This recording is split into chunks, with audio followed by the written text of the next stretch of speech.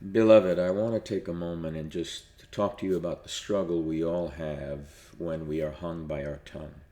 The late Charles Capps did a great book on that a generation ago. But hasty speech leads to uncontrolled anger in ways that can get us into painful places.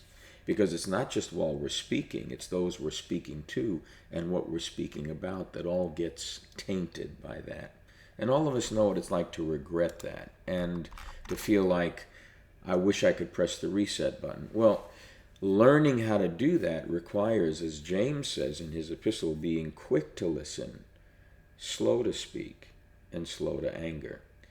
And that really is easier said than done because there are so many triggers, especially in today's culture, that stress our most tender places where we have been offended, where we've been wounded, where we've been pained, where we've been traumatized, that our knee-jerk reaction at times can be literally to explode in anger. And what God desires to do is to bring us into a place where we take a step back, realize we all live in language.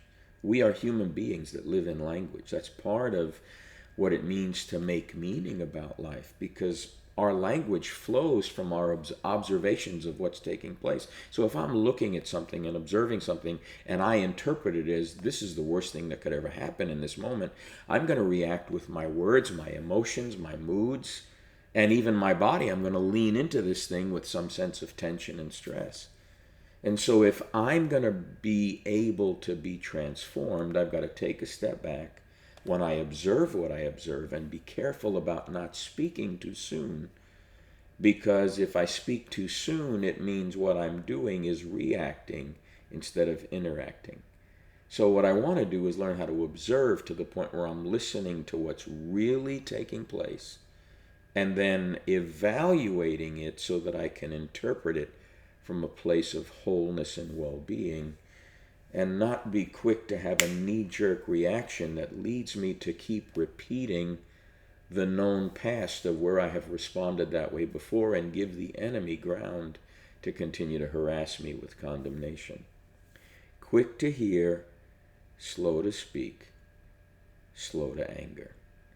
Quick to hear, slow to speak, slow to anger.